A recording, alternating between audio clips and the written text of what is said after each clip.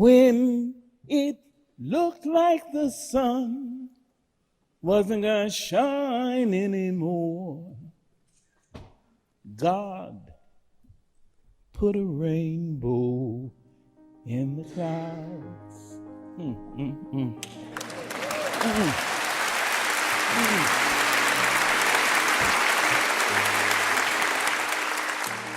She does not know her beauty. She thinks her brown body has no glory. If she could dance naked under palm trees and see her image in the river, she would know.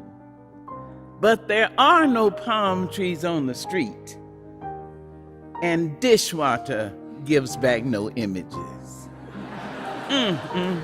Still, when it looked like the sun wasn't gonna shine anymore, once riding in old Baltimore, my head was filled, my heart was filled with glee. I saw a Baltimorean keep looking straight at me. Now, I was 8 and very small, and she was no whit bigger. And so I smiled. But she stuck out her tongue and called me nigga. Ooh. She said, "You little black no good nigga." She said, "Dirty no counting." Ooh. I saw the whole of Baltimore from May until December. And of all the things that happened there, that's all that I remember. Still, when it looked like the sun wasn't gonna shine anymore, Miss Rosie, when I see you, you black, brown, beige, red, yellow, pink, white, sack of a woman. When I see you, Miss Rosie, sitting, waiting for your mind like last week's groceries. And say, when I see you, Miss Rosie, in your old man's shoes with the toes cut out. When I see you, who used to be the prettiest gal in Georgia, used to be called Georgia Rose. When I see you, because of your dedication, your devotion, your courage, and your love, I stand up. Miss Rosie, I stand up. And I know when it looked like the sun wasn't gonna shine anymore, you became my rainbow in the clouds. Thank you.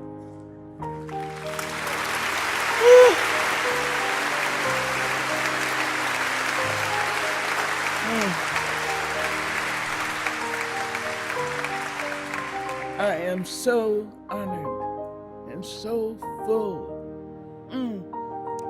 I'm here among rainbows in the clouds. That's who you are. That's who the musicians are and the singers. That's who the supporters are. That's who we are. That's who Tim Selig is. That's who all of you, that's who we are. You know, that phrase, really from a 19th century slave song, was inspired by a statement in Genesis.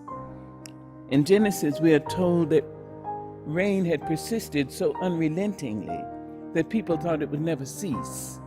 And in an attempt to put the people at ease, God put a rainbow in the sky.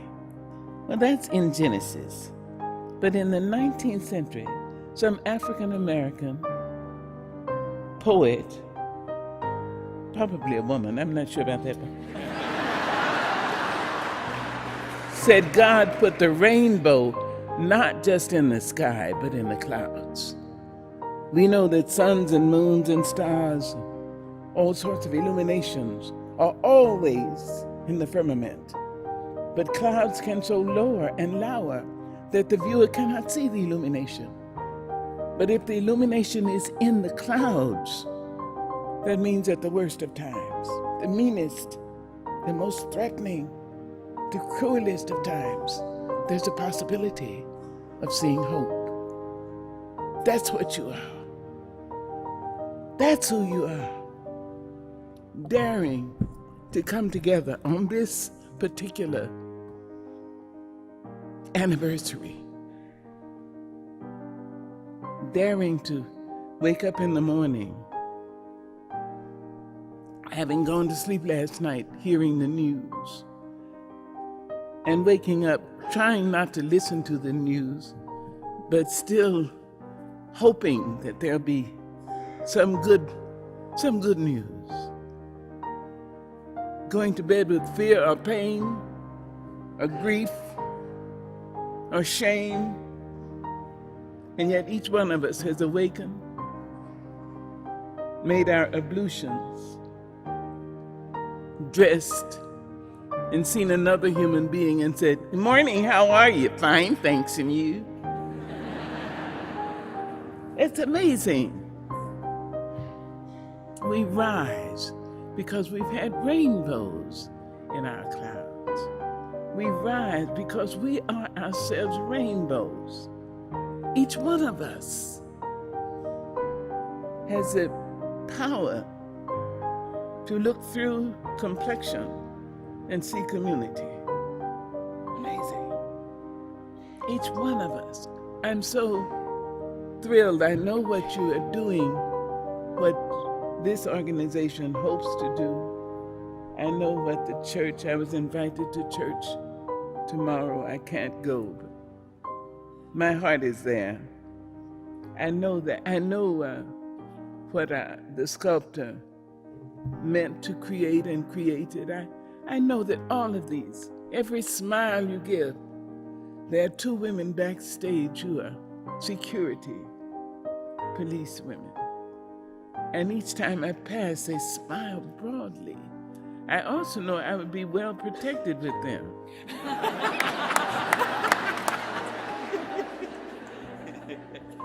But each time we have the courage to speak to somebody we don't know, we have no idea of what good we've done.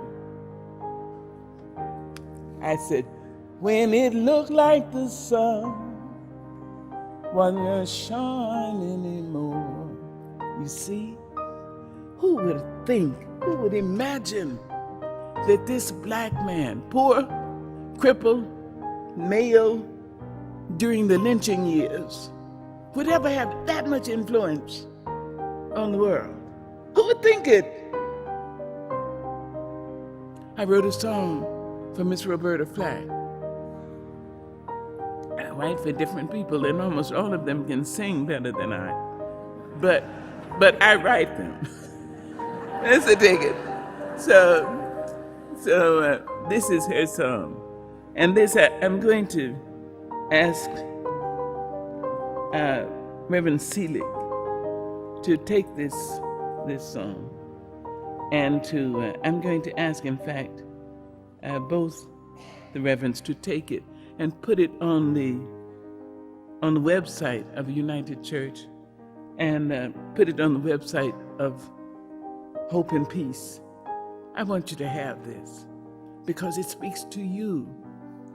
Willie was a man without fame. Hardly anybody knew his name. Crippled and limping and always walking lame. He said, I keep on moving. I'm moving just the same. Solitude was the climate in his head. Emptiness was the partner in his bed. Pain echoed in the steps of his tread. He said, I keep on following where the others led. I will cry and I will die, but my spirit is the soul of every spring. Look for me and you will see that I'm present in the songs that children sing. People call him uncle, boy, and hey. Said you can't live through this another day. And then they waited to hear what he would say. He said, I'm living in the games that children play. You may enter my sleep and people my dreams and threaten my early morning's ease, but I keep coming. I'm following. I'm laughing. I'm crying. I'm certain as a summer breeze. Call for me. Call upon me. My spirit is the surge of open seas. Wait for me. Wait upon me. I'm the rustle in the autumn leaves. When the sun rises, I am the time.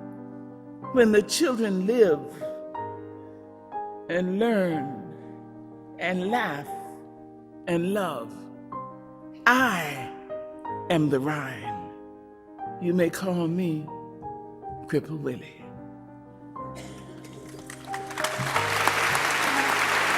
Well,